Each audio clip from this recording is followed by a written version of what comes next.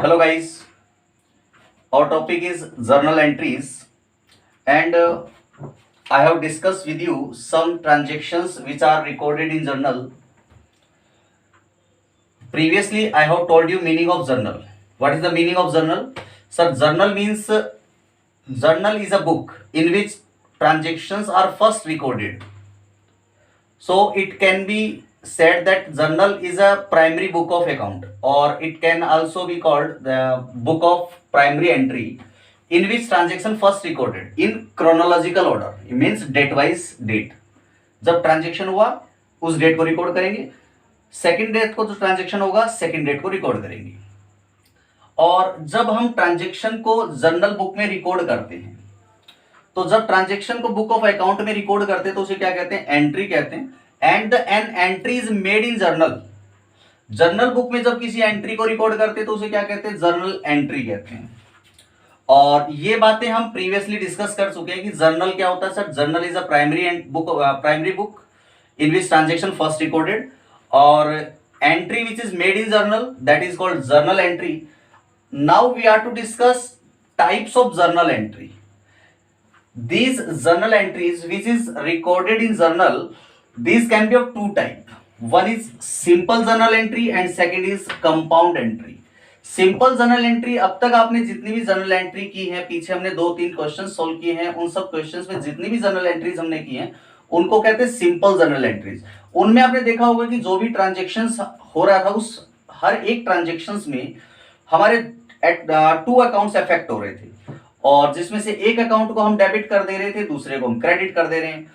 तो यहाँ पे जब भी कोई ट्रांजेक्शन सिर्फ 2 अकाउंट को अफेक्ट करता है और उस ट्रांजेक्शन से हम जब कोई एंट्री बनाते हैं तो वो सिंपल जर्नल एंट्री होती है। और जब कोई ट्रांजेक्शन से मोर देन 2 अकाउंट अफेक्ट होते हैं और जिनसे हम क्या करते हैं, जर्नल एंट्री जब बना रहे हैं तो मोर देन 2 अकाउंट अफेक्ट होंगे और उन मोर देन 2 अकाउंट से अपन जर्नल एंट्री बनाएंगे, तो वहां पे या तो 1 अकाउंट या मोर देन 1 अकाउंट डेबिट हो जाएगा, या फिर 1 अकाउंट और मोर देन 1 अकाउंट क्रेडिट हो जाएगा। तो यहां पे आपको एक ही ध्यान रखना है कि सिंपल एंट्री किसे कहते हैं? Sir, simple journal entry is a journal entry in which only 2 accounts are affected और out one of which is debited and other is credited. और compound entry means compound journal entry is a journal entry in which more than 2 accounts are affected, in which one or more account is debited and other account is credited. Suppose करो एक आपके कोई transaction हुआ और उस transaction में 3 account affect हो रहे हैं, तो 3 अकाउंट जब अफेक्ट हो रहे हैं उस ट्रांजेक्शन से, तो उनमें से 2 अकाउंट्स को आपने डेबिट कर दिया, तो रिमेनिंग जो 1 अकाउंट है वो क्रेडिट हो जाएगा। और इसका अपोजिट कर लेते हैं कि कोई ट्रांजेक्शन में 3 अकाउंट अफेक्ट हुए, उनमें से आपका 1 अकाउंट डेबिट हो गया, इट मींस रिमेनिंग 2 अकाउंट क्या होने? डेबिट होने हैं। तो आपको क्या करना है? सर, जर्नल एंट्री जो है आपकी कितने टाइप की? सर, 2 एंट्रीज हैं, और यहाँ पे कंपाउंड एंट्री का मीनिंग है मोर देन 2 अकाउंट उसमें अफेक्ट होंगे, जिसमें से आपके जो मोर देन 2 अकाउंट अफेक्ट हो रहे हैं उनमें से एटलीस्ट 1 अकाउंट तो डेबिट होगा ही होगा और एक 1 अकाउंट एटलीस्ट क्रेडिट होगा ही होगा। अदर अकाउंट अपोजिट साइड में आएंगे। सपोज सिंपल जर्नल एंट्री में मैंने आपको एक ट्रांजेक्शन बताया, देखिए सिंपल एंट्री में देखते हैं, mister Ram started business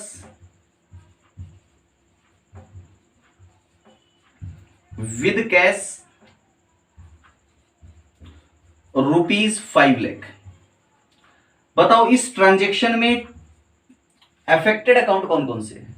sir, mister Ram started business with cash ₹5 lakh.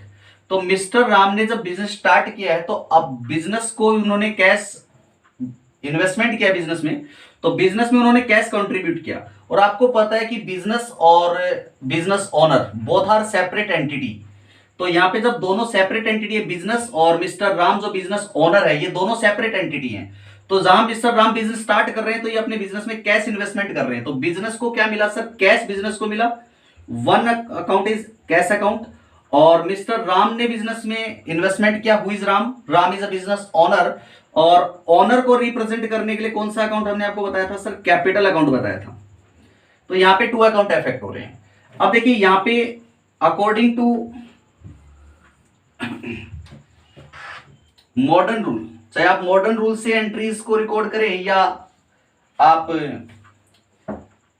Traditional rule से रिकॉर्ड करें, जर्नल एंट्री तो एक ही रिकॉर्डिंग, एक ही टाइप, एक ही बनेगी।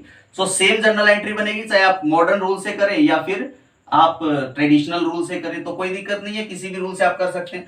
According to modern rule, assets and expenses, capital, liabilities and revenue, ये 5 कैटेगरीज में आपने अकाउंट्स को क्लासिफाई किया हुआ था। और एसेट्स एंड एक्सपेंसेस जब इंक्रीज होते हैं तो इनको डेबिट करते हैं, और इनको जब ये डिक्रीज हो जाते हैं तो इनको क्रेडिट करते हैं। और कैपिटल, लाइबिलिटी और रेवेन्यूज जब इंक्रीज होते हैं तो क्या होते हैं सर, क्रेडिट होते हैं, और जब ये डिक्रीज होते हैं तो क्या हो जाते हैं सर, ये डेबिट हो जाते हैं। ये सिंपल सा रूल था मॉडर्न क्लासिफिकेशन में। तो अकॉर्डिंग टू मॉडर्न क्लासिफिकेशन, देखिए mister Ram started business with cash ₹5 lakh. It means mister Ram ने यहाँ पे बिजनेस में कैश इन्वेस्टमेंट किया है। तो जब मिस्टर राम बिजनेस में कैश इन्वेस्टमेंट कर रहे हैं तो बिजनेस में कैश क्या हो रहा है, इंक्रीज हो रहा है। और कैश बिजनेस के लिए क्या है सर, एसेट है। कैश बिजनेस के लिए एसेट है, और ये क्या हो रहा है सर, यहाँ पे इंक्रीज हो रहा है, क्योंकि मिस्टर राम ने बिजनेस में कैश इन्वेस्टमेंट किया तो बिजनेस को कैश मिला है, रिसीव हुआ कैश। तो बिजनेस को कैश रिसीव हुआ तो बिजनेस में कैश इंक्रीज हो रहा है। और जब आप एसेट इंक्रीज होती है तो क्या करते हैं सर, डेबिट कर देते हैं। तो यहाँ पे कैश अकाउंट तो डेबिट हो गया। नाउ कैपिटल पे डिस्कस करेंगे। तो कैपिटल क्या होती है सर, कैपिटल बिजनेस ओनर ने बिजनेस में जो कंट्रीब्यूशन किया, तो बिजनेस की जितनी भी एसेट है उस पे ओनर का क्लेम कितना बन रहा है वो कैपिटल होती है। तो यहाँ कैपिटल जो वर्ड हम यूज कर रहे हैं, जो कैपिटल टर्म को यूज कर रहे हैं, वो मिस्टर राम के लिए यूज कर रहे हैं। इट मींस यहाँ पे मिस्टर राम का कंट्रीब्यूशन बिजनेस में इंक्रीज हो गया। मिस्टर राम ने 5 लाख का कंट्रीब्यूशन किया बिजनेस में, तो मिस्टर राम का जो कंट्रीब्यूशन था वो इंक्रीज हो गया, मींस कैपिटल इंक्रीज हो गई। तो कैपिटल कौन से हेड में आती है, यहां से कैपिटल हेड में ही कैपिटल आती है। और कैपिटल यहाँ पे बिजनेस राम ने बिजनेस में जब इन्वेस्टमेंट किया तो कैपिटल क्या हुई सर, इंक्रीज हुई। और जब कैपिटल इंक्रीज होती है तो कैपिटल अकाउंट क्या हो जाता है, क्रेडिट हो जाता है। तो according to this journal entry क्या बननी चाहिए सर, यहाँ पे 2 अकाउंट अफेक्टेड थे, जिनमें से कैश अकाउंट डेबिट हो गया और कैपिटल अकाउंट क्रेडिट हो गया। तो ये कौन सी एंट्री है सर, सिंपल जर्नल एंट्री है। तो कहा क्या कहा था हमने सिंपल जर्नल एंट्री में, simple journal entry is a journal entry in which only 2 accounts are affected, one of which is debited and other is credited. तो यहां पे देखिए सिर्फ 2 अकाउंट अफेक्ट हो रहे हैं, जिनमें से एक अकाउंट डेबिट हो रहा है कैश अकाउंट, और दूसरा कैपिटल अकाउंट जो वो क्रेडिट हो रहा है। तो एंट्री क्या बन रही है सर, कैश अकाउंट को डेबिट करना है तो कैश अकाउंट डेबिट, और यहां पे कैपिटल को क्रेडिट करना है तो थोड़ा स्पेस देके क्या लिखेंगे 2, और फिर इसमें क्रेडिट अकाउंट का नाम लिखना है तो to capital account with ₹5 lakh. तो 5 लाख डेबिट अमाउंट होगा और 5 लाख क्रेडिट अमाउंट होगा। तो ये आपको जर्नल एंट्री हो रही है यहाँ पे। तो simple journal entry I think आपको समझ में आ गया होगा। वो सिंपल जर्नल एंट्री वो जर्नल एंट्री है जहां पे ट्रांजेक्शन में सिर्फ 2 अकाउंट अफेक्ट होते हैं, और जिनमें से एक अकाउंट को आपने क्या कर देते हैं, आप डेबिट कर देते हैं और दूसरे को क्रेडिट कर देते हैं। It is called simple journal entry. Now compound journal entry क्या है सर, कंपाउंड जर्नल एंट्री में मोर देन 2 अकाउंट आएंगे, जिनमें से एटलीस्ट 1 अकाउंट तो डेबिट होगा और एटलीस्ट 1 अकाउंट क्रेडिट होगा, एंड अदर अकाउंट अपोजिट में आ जाएंगे। फॉर एग्जांपल यही बिजनेस स्टार्ट का एक एग्जांपल लेते हैं।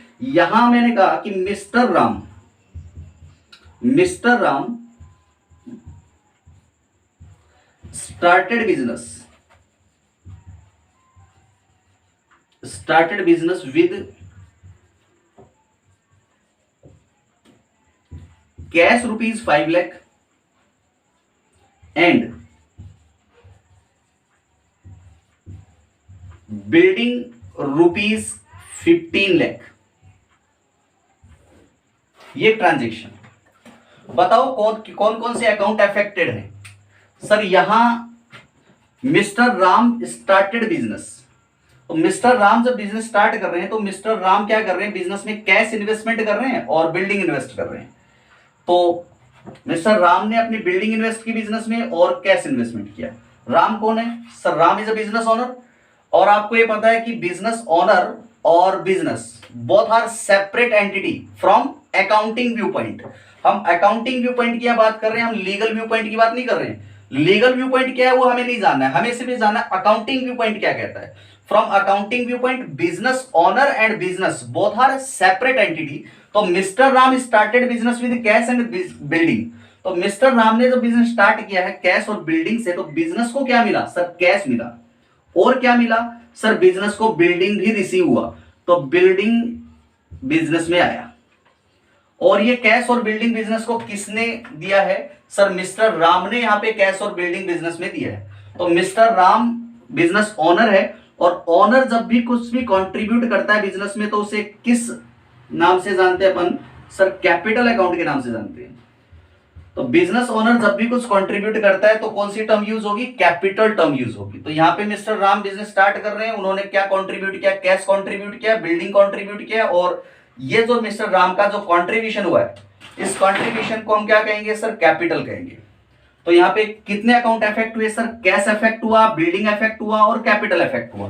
तो यहाँ देखिए मोर देन 2 अकाउंट इफेक्ट हो रहे हैं। तो वो ट्रांजेक्शन, जिस ट्रांजेक्शन से मोर देन 2 अकाउंट इफेक्ट होते हैं, उस ट्रांजेक्शन की अगर आप जर्नल एंट्री बनाते हैं तो वो journal entry compound journal entry बनेगी। तो यहां इस ट्रांजेक्शन में कैश, बिल्डिंग और कैपिटल 3 अकाउंट्स है, तो मोर देन 2 हो गए। यहाँ पे 3 है, कहीं 4 हो सकता है, कहीं 5 हो सकते हैं, कितने भी हो सकते हैं भाई, मोर देन 2 हो सकते हैं। अब इनमें से मैंने आपको क्या बताया कि एटलीस्ट 1 अकाउंट डेबिट होगा और एटलीस्ट 1 अकाउंट क्रेडिट होगा, रिमेनिंग अमाउंट जो वो अपोजिट में आ जाएगा। वी कैन से 1 और मोर देन 1 डेबिट हो गई तो रिमेनिंग का आ गए क्रेडिट में। अब मान लो कि 1 और मोर देन 1 क्रेडिट हो गई तो रिमेनिंग का आ गए डेबिट में आ गए। तो यहां इस ट्रांजेक्शन से रिकॉर्डिंग करेंगे तो देखिए कैश बिजनेस के लिए क्या? सर कैश बिजनेस के लिए एसेट है, cash is asset for the business. और बिल्डिंग बिजनेस के लिए क्या? सर बिल्डिंग भी बिजनेस के लिए एसेट होगा। नाउ कैपिटल क्या है? सर कैपिटल जो है मॉडर्न क्लासिफिकेशन के अकॉर्डिंग कैपिटल हेड में ही आता है। Capital means contribution of business owner. तो कैपिटल जो है रिप्रेजेंट करता है बिजनेस ओनर को, रिप्रेजेंट करता है। तो according to modern classification cash is asset, building is asset and capital is capital. Capital is capital, capital head अलग से बनाया हुआ है, तो ओनर कंट्रीब्यूशन हो गया। अब देखिए हमारा रूल क्या कहता है, if asset and expenses are increase then they will be debited, asset and expenses are decreased they will be credited. Capital liability when increase credit, when decrease debit. तो देखिए कैश और बिल्डिंग, मिस्टर राम ने जब business start किया है तो cash और building business में क्या किया? इन्वेस्टमेंट किया। तो बिजनेस को कैश मिला और बिजनेस को बिल्डिंग मिला, तो ये दोनों बिजनेस में क्या हो रही है? सर एसेट इंक्रीज हो रही है। तो यहाँ पे दोनों एसेट इंक्रीज हो गई। When assets are increase then they will be debited. तो यहाँ पे कैश को डेबिट करेंगे और एसेट, ये भी एसेट है बिल्डिंग, तो इसको भी हम डेबिट करेंगे जब इंक्रीज हो रही है। कैपिटल, मिस्टर राम ने बिजनेस स्टार्ट किया तो बिजनेस में उन्होंने एसेट कंट्रीब्यूट किए, और asset contribute kit means mister Ram का क्लेम बिजनेस में इंक्रीज हो गया। राम का क्लेम क्या है? सर कैपिटल है, तो कैपिटल इंक्रीज हो गया। और व्हेन कैपिटल इंक्रीज क्रेडिट, तो यहां कैपिटल इंक्रीज हो रही है तो क्या करेंगे? सर इसको क्रेडिट करेंगे। तो देखिए हमने आपको क्या बताया कि कंपाउंड एंट्री क्या है? कंपाउंड एंट्री जिसमें मोर देन 2 अकाउंट इफेक्ट होंगे। तो देखिए मोर देन 2 अकाउंट इफेक्ट हो रहे हैं, जिसमें से 1 और मोर अकाउंट डेबिट होंगे। तो देखिए यहां पे मोर देन 1 अकाउंट यानी 2 अकाउंट डेबिट हो रहे हैं, और अदर जो अकाउंट बच गया वो क्रेडिट हो रहा है। अब ऐसा जरूरी नहीं होता कि हमेशा मोर देन 2 अकाउंट डेबिट हो और 1 अकाउंट ही क्रेडिट हो। कभी कभी इससे अपोजिट भी हो सकता है। अपोजिट कैसे हो सकता है कि कई बार 2 अकाउंट डेबिट हो जाते हैं। तो यहां इसके अकॉर्डिंग जर्नल एंट्री अगर आप बनाओगे तो क्या बनेगी? Sir cash account debit, building account debit, और इसे क्रेडिट करना है तो 2 कैपिटल अकाउंट जर्नल एंट्री बनेगी। तो क्या एंट्री बनेगी? सर इसकी एंट्री बनेगी कैश अकाउंट डेबिट ₹5 लाख, और बिल्डिंग अकाउंट डेबिट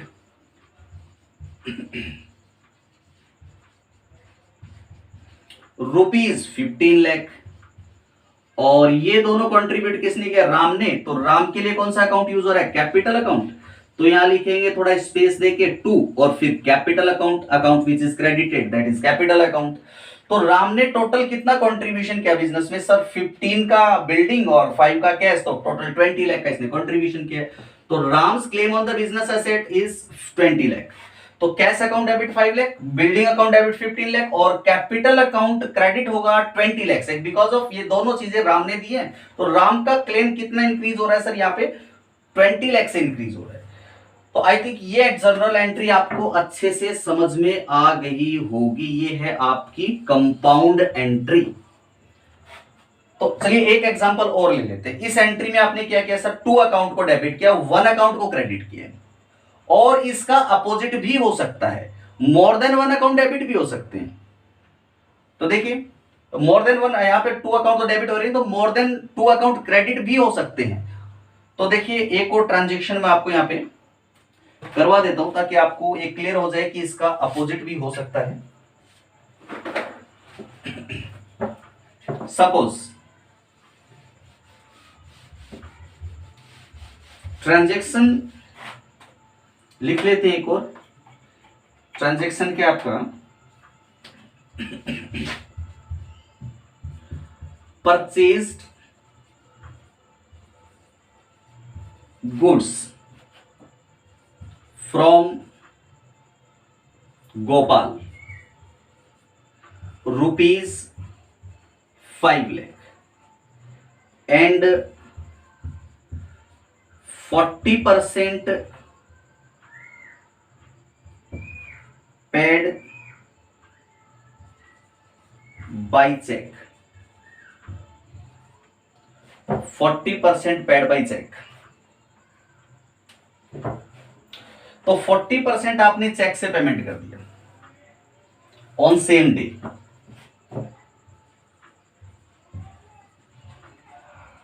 उसी दिन आपने जब गुड्स परचेज किया 40% पेमेंट कर दिया सेम डे। कौन कौन से अकाउंट पर? देखिए first of all purchase of goods. Purchase of goods के लिए कौन सा टर्म यूज करते हैं सर? परचेज अकाउंट यूज करेंगे। एक अकाउंट होगा purchase account. Now purchase goods from Gopal, Gopal से गुड्स परचेज किया sir. Name of party given है, और जब पार्टी का नेम गिवन है it means may be credit transaction हो, लेकिन ये कह रहा है कि 40% paid by cheque on same day.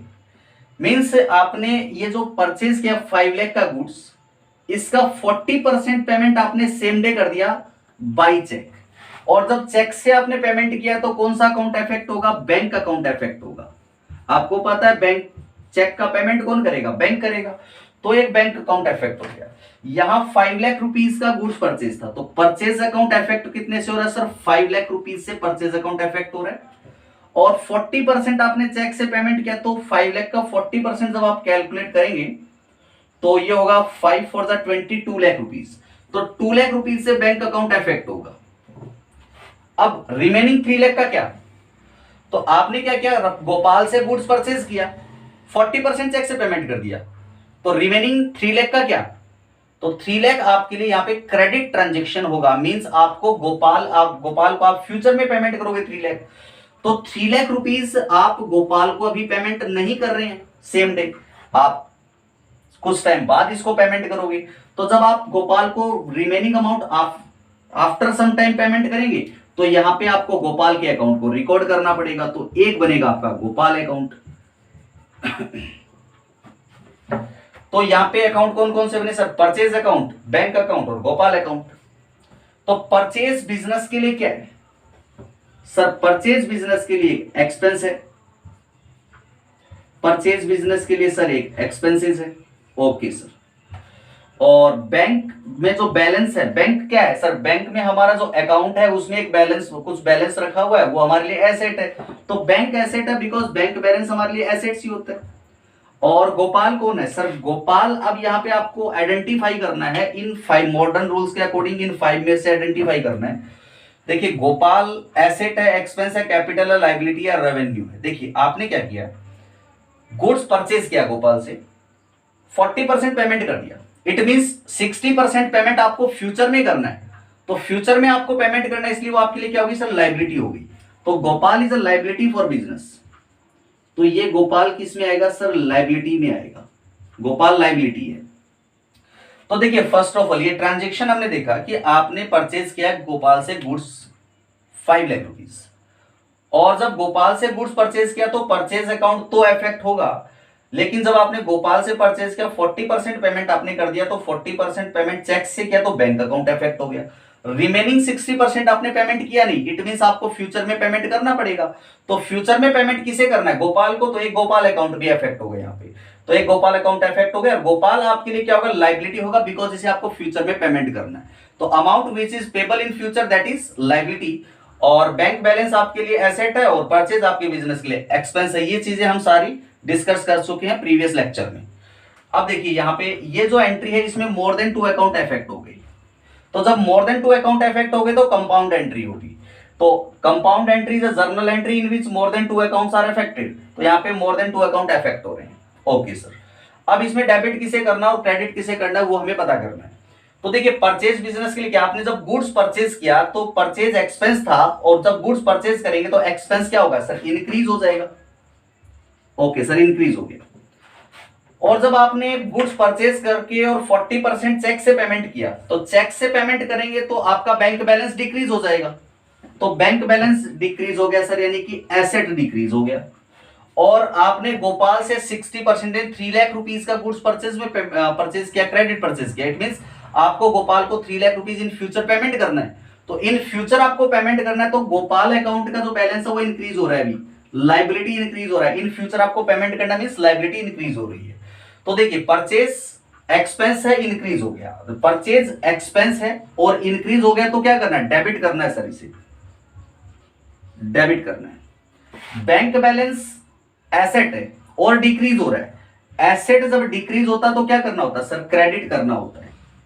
और गोपाल कौन है सर, गोपाल लायबिलिटी है, और लायबिलिटी क्या हो रहा है, इंक्रीज हो रहा है। लायबिलिटी जब इंक्रीज होते हैं, लायबिलिटी रहा, और लायबिलिटी जब इंक्रीज होता है तो क्या करना होता है सर, इसे क्रेडिट करना होता है, तो इसे क्रेडिट करेंगे। तो देखिए ये ट्रांजेक्शन में परचेज अकाउंट डेबिट हो रहा है, बैंक अकाउंट क्रेडिट हो रहा है, गोपाल अकाउंट क्रेडिट हो रहा है। तो यहां 1 अकाउंट डेबिट है और 2 अकाउंट क्रेडिट है। और लास्ट जो हमने ट्रांजेक्शन लिखा था, business started with cash and building, उसमें कैश और बिल्डिंग डेबिट हो रहा था और कैपिटल क्रेडिट हो रहा था। तो वहां 1 अकाउंट क्रेडिट था, यहां 2 अकाउंट क्रेडिट है। वहां 2 अकाउंट डेबिट थे, यहां 1 अकाउंट डेबिट है। तो कंपाउंड एंट्री वो है जिनमें मोर देन 2 अकाउंट आते हैं, और उन अकाउंट में मे बी 1 और मोर अकाउंट डेबिट हो जाए और अदर अकाउंट क्रेडिट हो जाए। और इसका पॉजिटिव भी हो सकता है, मे बी 1 और more account more than 1 account debit credit हो जाए और रिमेनिंग अमाउंट डेबिट हो जाए। तो ट्रांजेक्शन मीन्स क्या हो गया, compound entry means, compound journal entry means entry in which more than 2 accounts are affected और 1 और मोर अकाउंट आर डेबिटेड और other account are credited and vice versa. ये अपोजिट भी इसका हो सकता है। आई थिंक ये बात आपको अच्छे से समझ में आ गई होगी कि कंपाउंड एंट्री क्या है और सिंपल एंट्री क्या होती है। Now we are to discuss some other transactions. तो अब तक हमने कुछ ट्रांजेक्शंस जो डिस्कस किए हैं, business started, purchase of goods, purchase of asset, sale of goods, इन सब ट्रांजेक्शंस को हमने लास्ट वीडियोस में डिस्कस किया है। नाउ इस लेक्चर में हम आपसे कुछ और ट्रांजेक्शंस को डिस्कस करने वाले हैं। Today we are to discuss purchase return,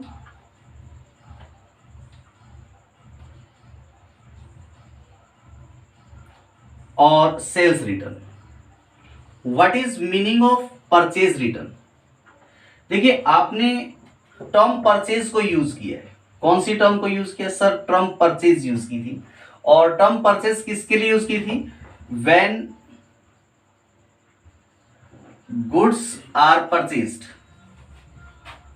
जब गुड्स को परचेज करते हैं the term purchase is used. Means जब भी आप गुड्स परचेज करेंगे तो परचेज अकाउंट इफेक्ट होगा। अच्छा आपने क्या किया, कोई एसेट परचेज की है तो परचेज अकाउंट इफेक्ट नहीं होगा, उस पर्टिकुलर एसेट का अकाउंट इफेक्ट होगा। तो यहां पे जब आप गुड्स परचेज करते हैं तो परचेज अकाउंट इफेक्ट होता है।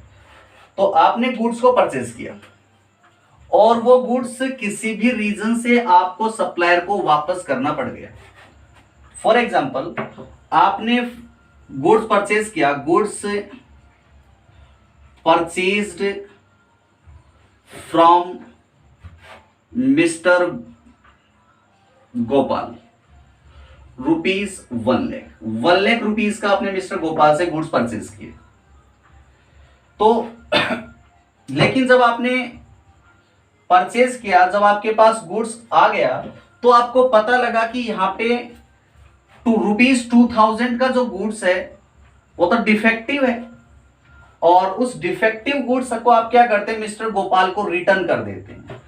तो return to Gopal because of it is defective goods. अच्छा चलिए डिफेक्टिव नहीं है, तो ये जो 2000 का गुड्स है उस क्वालिटी का नहीं है जिस क्वालिटी का आपने उसे ऑर्डर दिया था, तो भी आप उसे रिटर्न कर सकते हैं। या अदर कोई रीजन हो सकता है जिससे आप ये जो गुड्स आया है इसमें से कुछ गुड्स आप गोपाल को रिटर्न करें या सारा ही गुड्स रिटर्न कर दें। तो जो आपने मिस्टर गोपाल से जो गुड्स परचेज किया है, इस गुड्स को जब आप रिटर्न कर देंगे तो ये होगा परचेज रिटर्न। तो जब परचेज किया हुआ गुड्स आप रिटर्न कर देते हैं तो इसको हम कहते हैं परचेज रिटर्न। तो इसके लिए कौन सा अकाउंट इफेक्ट होगा रिटर्न के लिए, sir purchase return account effect होगा। तो परचेज रिटर्न के लिए आप लिख सकते हैं when purchased goods are return, when purchased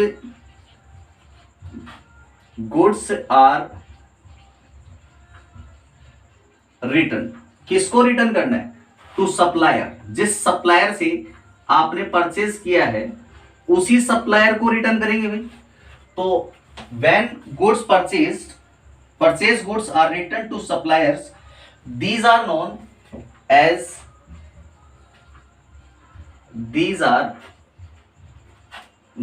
as purchase return. इसको आप परचेज रिटर्न कहेंगे। क्या कहेंगे इसे, परचेज रिटर्न भी कह सकते हैं और इसे आप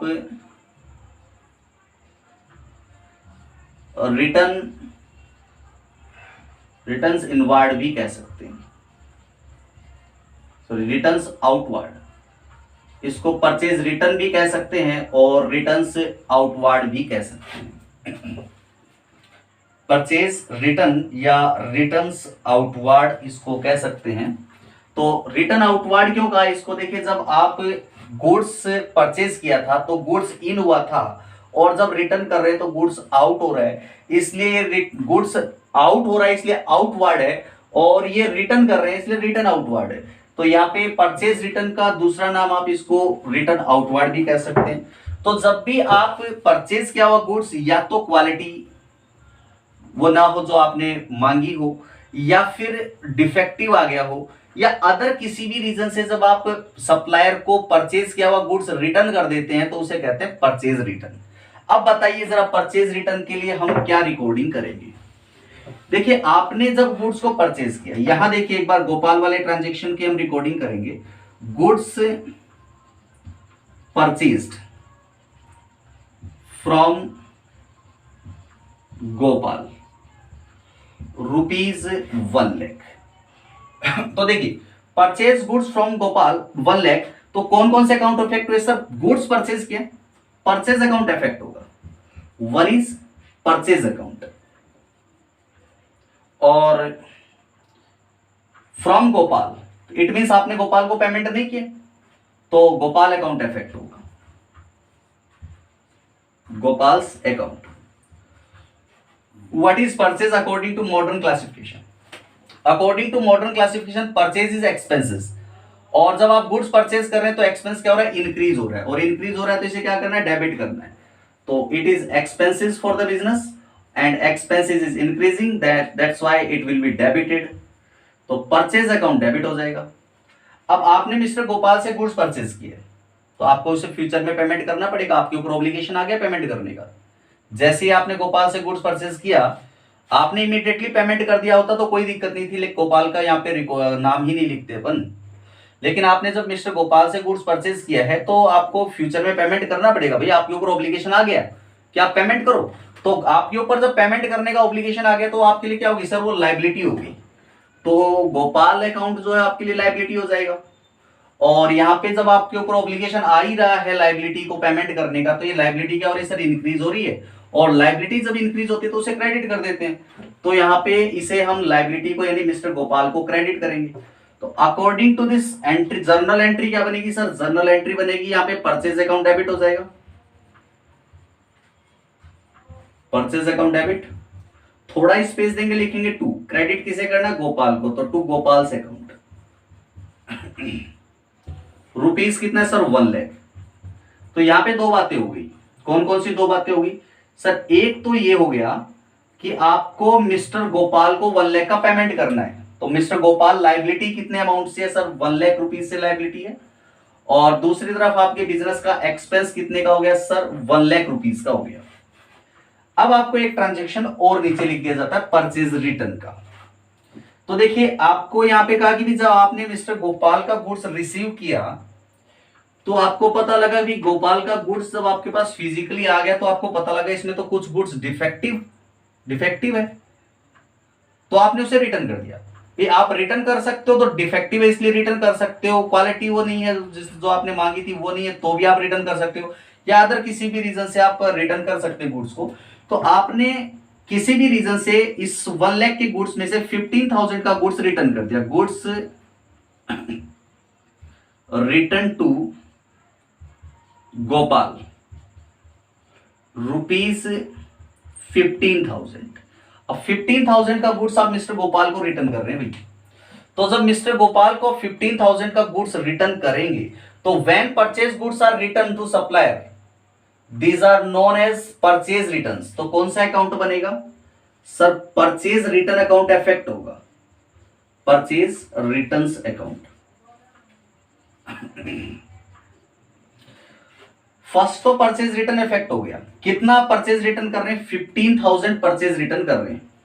और ये परचेज रिटर्न आपके लिए क्या है सर, परचेज रिटर्न हमारे लिए परचेज एक्सपेंस था और उस एक्सपेंस का हम रिटर्न कर रहे हैं। मींस परचेज का जब रिटर्न कर रहे हैं तो परचेज हमारे लिए एक्सपेंस था और ये परचेज का जब रिटर्न कर देंगे तो एक्सपेंस क्या हो जाएगा, डिक्रीज हो जाएगा। तो ये परचेज हमारे लिए एक्सपेंसेस में से डिक्रीज हो रहा है भाई, एक्सपेंसेस डिक्रीज हो रहे हैं यहाँ पे।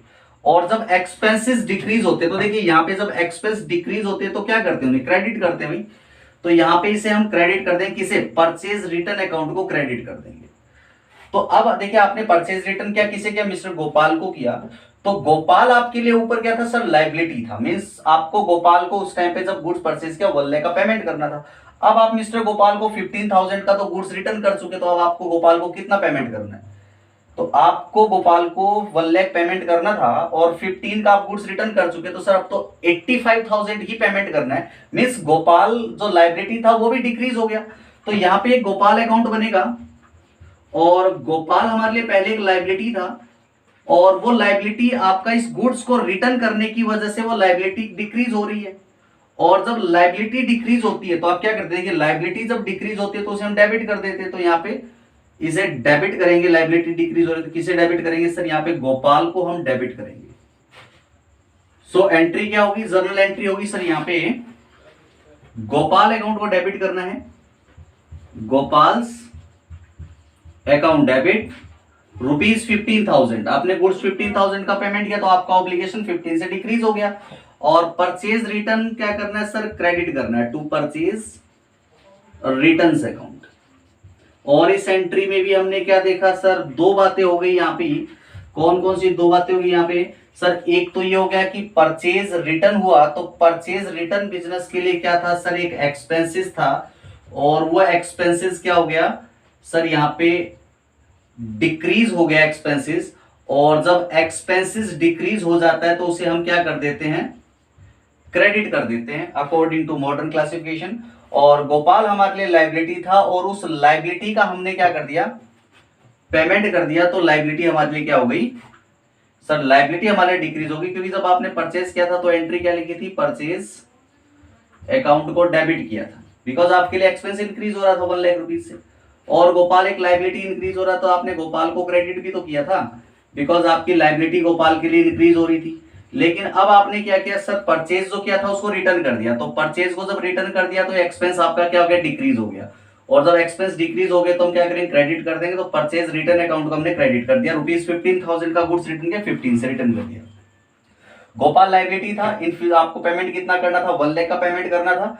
तो गोपाल को 1 लाख का पेमेंट करना था, हमने 15 तो गुड्स ही रिटर्न कर दिया। अब कितना पेमेंट करना, तो 85 पेमेंट करना है गोपाल को। तो यहाँ पे गोपाल को जो लाइबिलिटी थी, गोपाल की जो लाइबिलिटी थी हमारे लिए जो लाइबिलिटी थी गोपाल, उसका 1 लाख का पेमेंट करने की बजाय अब हमें कितना पेमेंट करना है, 85। बिकॉज हमने 15 का गुड्स रिटर्न कर दिया तो लाइबिलिटी क्या हो गई, डिक्रीज हो गई।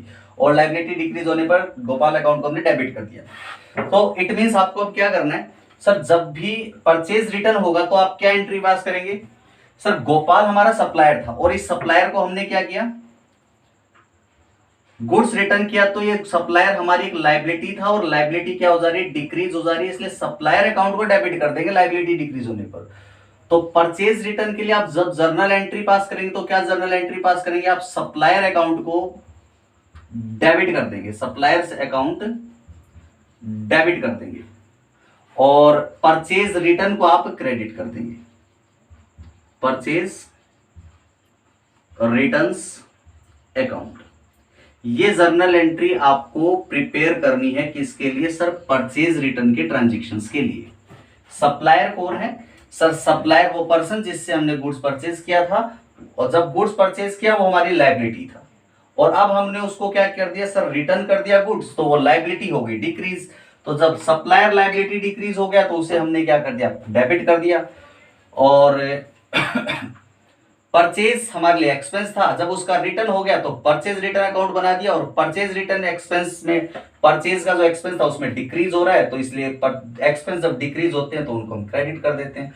तो आपको इतनी सी बात ध्यान रखनी है कि जब भी गुड्स का रिटर्न होता है, परचेज किया हुआ गुड्स आप जब रिटर्न कर देते हैं तो वो परचेज किया हुआ गुड्स जो रिटर्न हो रहा है वो आपके एक्सपेंस को और आपके सप्लायर को जो आपको पेमेंट करना था उस लायबिलिटी को, दोनों को डिक्रीज कर रहा है। तो एक्सपेंस को डिक्रीज कर रहा है, दैट्स व्हाई परचेज रिटर्न को क्रेडिट कर देना, और लायबिलिटी को डिक्रीज कर रहा है, किसकी लायबिलिटी को सर, आपको पेमेंट सप्लायर को करना था, लायबिलिटी को डिक्रीज कर रहा है, दैट्स व्हाई से क्या कर देना, सप्लायर अकाउंट को डेबिट कर देना। यानी कि सप्लायर भी लिख सकते हो और आप यहाँ पे जो है क्रेडिटर भी लिख सकते हो, यहां क्रेडिटर्स भी लिख सकते हैं।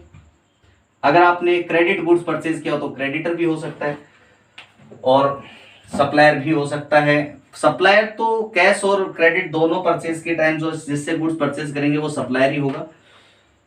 तो एक पॉइंट तो ये हो गया purchase return. Next point is sales return.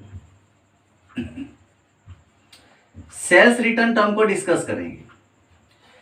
Sales return का मीनिंग क्या होता है कि आपने जो गुड्स अपने कस्टमर्स को सेल किया था वो गुड्स आपके कस्टमर ने आपको रिटर्न कर दिया भाई। तो आपके कस्टमर ने जब आपको गुड्स रिटर्न किया तो वो आपके लिए क्या है, सेल्स रिटर्न होती है। तो देखिए इसका पहले तो मीनिंग लिख लेते हैं। सेल्स रिटर्न मींस क्या होगा, goods when goods sold when return by customer, when goods sold returned by customer are known as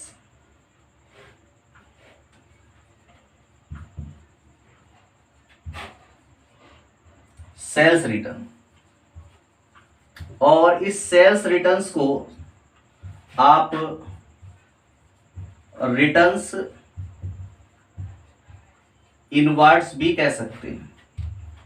return inwards क्यों, जब आपने गुड्स को सेल किया गुड्स आउट हो गया और जब गुड्स कस्टमर आपको रिटर्न कर रहे हैं तो गुड्स इन हो रहा है, इसलिए इसको रिटर्न इनवर्ड भी कह सकते हैं। तो देखिए इसके लिए जर्नल एंट्री क्या होगी, तो चलिए जर्नल एंट्री को समझने से पहले एक बार फिर से एक बार अपने को लिखना पड़ेगा classification asset liability, asset expenses, assets और कैपिटल लायबिलिटी और रेवेन्यूज। ये आपका मॉडर्न क्लासिफिकेशन है। Asset expense when increase debit, asset expense when decrease credit, capital liability revenue when increase credit, when decrease debit. ये रूल्स ऑफ डेबिट और credit according to modern classification. अब देखिए suppose करो आपने mister Rajat से goods purchase किया, goods sale किया, goods sold to mister Rajat, sold to Rajat rupees 10,000। चलिए कुछ भी रुपीज लिख सकते हैं अपन, रुपीज 50,000 लिख देते हैं, रुपीज 50,000। आपने 50,000 का गुड्स मिस्टर रजत को सेल किया, बताइए अफेक्टेड अकाउंट कौन कौन से हैं। सर गुड्स सेल के इसके लिए एक तो सेल्स टर्म यूज करेंगे, सेल्स अकाउंट बनेगा, और यहाँ पे पार्टी का नेम दिया हुआ है to mister Rajat. It means यहाँ पे आपको रजत से भी पेमेंट मिला नहीं है, अगर पेमेंट मिल चुका होता तो रजत के साथ या तो फॉर कैश देता या फिर रजत का नाम ही ना देता। तो गुड्स सोल्ड टू रजत, तो एक अकाउंट बनेगा किसका, रजत का अकाउंट बनेगा, रजत अकाउंट। अब देखिए according to modern classification sales क्या है इनमें से। सर सेल्स हमारी रेवेन्यू है, और यहां पे जब गुड्स सेल कर रहे हैं तो ये जो रेवेन्यू थी ये क्या थी सर, ये रेवेन्यू है। और जब गुड्स को सेल करेंगे तो आपकी रेवेन्यू यानी कि इनकम बढ़ेगी, तो यहाँ पे रेवेन्यू इंक्रीज हो रही है। और व्हेन रेवेन्यू इंक्रीज क्रेडिट, तो इसे सेल अकाउंट को क्रेडिट करना है, सेल्स अकाउंट क्रेडिट करना है। और इसके बाद आपको दिया हुआ है रजत। अब रजत क्या है according to modern classification, asset है, एक्सपेंस है, कैपिटल है, लायबिलिटी है। देखिए सर हमने मिस्टर रजत को गुड्स सेल किया, तो मिस्टर रजत से हमें फ्यूचर में पेमेंट लेना है, देना नहीं है, लेना है।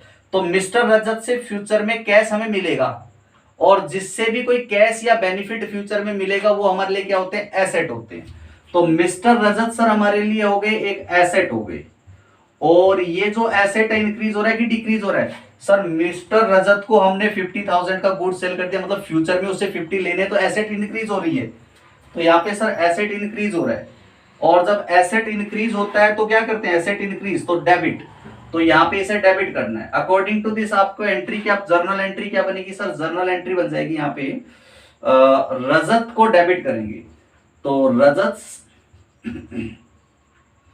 अकाउंट डेबिट ₹50,000 विद ₹50,000, और टू सेल्स रेवेन्यू क्रेडिट होनी है टू सेल्स अकाउंट ₹50,000। तो ये जर्नल एंट्री आपने पास की। इस जर्नल एंट्री का मीनिंग क्या है कि आपकी जो इस साल की रेवेन्यू जो थी वो 50 है, और मिस्टर रजत से आपको फ्यूचर में ₹50,000 लेना है। अब हुआ क्या कि जब आपका गुड्स मिस्टर रजत के पास पहुंचा, तो मिस्टर रजत ने देखा कि ये वो गुड्स नहीं है जो उसने मंगवाया था, ये तो कोई दूसरा ही गुड्स आपने भेज दिया। तो मिस्टर रजत आपको इसमें से कुछ गुड्स वापस दे देते हैं। तो जब मिस्टर रजत को आपने गुड्स सेल किया था, वो सेल किया हुआ गुड्स अब आपको वापस मिलता है, तो उसके लिए कौन सी टर्म को यूज करना है सर, सेल्स रिटर्न टर्म को यूज करना है। तो यहाँ पे सेल्स रिटर्न टर्म को हम यूज करेंगे। तो यहां ट्रांजेक्शन लिख देता हूं, गुड्स रिटर्न फ्रॉम रजत ₹10,000। 10,000 का गुड्स मिस्टर रजत ने रिटर्न कर दिया, किसी भी रीजन से किया होगा, क्वालिटी के अकॉर्डिंग नहीं होगा, डिफेक्टिव होगा, या प्राइस उसको सही नहीं लगी होगी, भाई कोई भी रीजन हो सकता है, किसी भी रीजन से उसने आपको गुड्स वापस कर दिया। तो जहां पे आपने सेल किया हुआ गुड्स आपके पास वापस आ गया, तो इसे कौन सी टर्म यूज करनी है सर, सेल्स रिटर्न टर्म को यूज करना है। एक यूज होगा सेल्स रिटर्न टर्म, और ये सेल्स रिटर्न जो कर रहा है कौन कर रहा है सर, ये सेल्स रिटर्न करने वाला पर्सन है मिस्टर रजत। तो यहाँ पे एक रजत के अकाउंट को आप रिकॉर्ड करेंगे, रजत अकाउंट। तो कितने अकाउंट इफेक्ट हुए सर, एक तो हो गया सेल्स रिटर्न अकाउंट, एक हो गया रजत अकाउंट। सेल्स रिटर्न क्या है सर, सेल्स हमारे लिए एक एक्सपेंस रेवेन्यू था, और जब इस सेल का रिटर्न हो गया तो ये रेवेन्यू क्या हो गया, डिक्रीज हो गया। तो सेल्स रिटर्न जो है रेवेन्यू डिक्रीज कर रहा है, रेवेन्यू को डिक्रीज कर रहा है। और जब रेवेन्यूज क्या हो जाती है, डिक्रीज हो जाती है, तो हम क्या करते हैं, उनको रेवेन्यूज जब डिक्रीज होती है तो उनको हम डेबिट कर देते हैं भाई। तो यहां सेल्स रिटर्न को क्या कर दो, डेबिट कर दो, बिकॉज ये रेवेन्यू को डिक्रीज कर रहा है। अब मिस्टर रजत कौन है सर, जब हमने मिस्टर रजत को गुड्स सेल किया था तो मिस्टर रजत हमारे लिए एसेट था, यानी कि हमें मिस्टर रजत से ₹50,000 लेना था, और अब हम उसने हमें 10,000 का गुड्स रिटर्न कर दिया। मिस्टर रजत ने हमें 10,000 तो गुड्स वापस ही दे दिया, हमने 50 का सेल किया था, उसने 10 का वापस दे दिया। बताओ मिस्टर रजत से कितना पैसा लेना है सर, मिस्टर रजत से अब तो 40,000 लेना है, क्योंकि 50 का हमने उसको गुड्स सेल किया। इट मीन्स हमें उससे ₹50,000 लेना था, और उसने हमें 10,000 का गुड्स वापस दे दिया। इट मीन्स 10,000 तो उससे लेना ही नहीं ना, 50 लेना था, 10 का गुड्स दिया तो 40,000 और लेना है उससे। इट मीन्स मिस्टर रजत आपके लिए एसेट था, वो 10,000 का गुड्स रिटर्न कर रहे हैं, मतलब आपको उससे 10,000 रुपीज नहीं लेना, 50 की बजाय अब आपको उससे 40,000 लेना है। यानी कि मिस्टर रजत आपकी एसेट था और रिटर्न होने की वजह से ये एसेट आपकी क्या हो जा रही है सर, डिक्रीज हो जा रही है हमारी एसेट। और जब एसेट डिक्रीज हो जाती है तो आपको मालूम है क्या करना होता है सर, एसेट डिक्रीज हो जाती है तो उसे क्रेडिट करना होता है, तो यहाँ पे इसे क्रेडिट कर देंगे। तो अकॉर्डिंग टू दिस एंट्री क्या पास होगी सर, एंट्री होगी सेल्स रिटर्न अकाउंट को डेबिट करना है, सेल्स रिटर्न्स अकाउंट डेबिट। और टू क्रेडिट किसको करना है सर, क्रेडिट करना है मिस्टर रजत को, to Rajat account ₹10,000। It means आपकी जर्नल एंट्री हो रही है sales return account debit to Rajat account. और इस एंट्री का मीनिंग क्या है कि सर सेल्स किया था जो गुड्स वो हमारी रेवेन्यू था और उस गुड्स को रिटर्न करने से वो रेवेन्यू डिक्रीज हो गया, तो सेल्स रिटर्न अकाउंट इफेक्ट हुआ, उसको हमें डेबिट करना है, क्योंकि रेवेन्यू जब डिक्रीज होती है तो वो डेबिट हो जाती है। और मिस्टर रजत को हमने जब गुड्स सेल किया था और रजत हमारी एसेट था विद द ₹50,000, बिकॉज हमने उससे 50,000 लेना था, और जब उसने हमें गुड्स वापस दे दिया 10,000 का, तो अब हमें उससे 50 नहीं लेना है, 50 में से 10 का तो वो गुड्स ही वापस दे दिया, अब हमें उसे 40 लेना, मीन ये एसेट डिक्रीज हो गई। तो सेल्स रिटर्न से जब एसेट डिक्रीज हो गई है तो एसेट अकाउंट जो है मिस्टर रजत तो जो था इसे क्रेडिट कर दिया। और रजत हमारे लिए कौन था सर, रजत हमारे लिए कस्टमर था, तो कस्टमर अकाउंट को हमें क्या कर देना, क्रेडिट कर देना, बिकॉज वो एसेट हमारी डिक्रीज हो गई। तो जब भी आपके लिए सेल रिटर्न का ट्रांजेक्शन आए तो आपको एंट्री क्या करनी है सर, सेल रिटर्न का जब भी ट्रांजेक्शन आएगा तो सेल्स रिटर्न अकाउंट को डेबिट किया जाएगा, बिकॉज ये रेवेन्यू को डिक्रीज कर रहा है। तो क्या करेंगे, entries sales returns account debit, यहां पे आप रिटर्न इनवर्ड्स अकाउंट डेबिट भी कर सकते हैं। और टू किसे करना है सर, कस्टमर्स अकाउंट को हमें क्रेडिट करना है, क्योंकि कस्टमर से जो पेमेंट लेना था वो भी डिक्रीज हो गया। तो ये एंट्री आपको पास करनी है at the time of sales return. I think ये बात आपको अच्छे से समझ में आ गई होगी। आज दो अलग से हमने टर्म्स डिस्कस किए, परचेज रिटर्न और सेल्स रिटर्न। आज के वीडियो में जो भी हमने डिस्कस किया है उनको आप अच्छे से एक बार फिर से वीडियो को देखिए और अच्छे से इनको तैयार कीजिए अपने नोट्स बना के। मिलते हैं हम नेक्स्ट वीडियो में कुछ नए ट्रांजेक्शन के साथ। Thank you very much.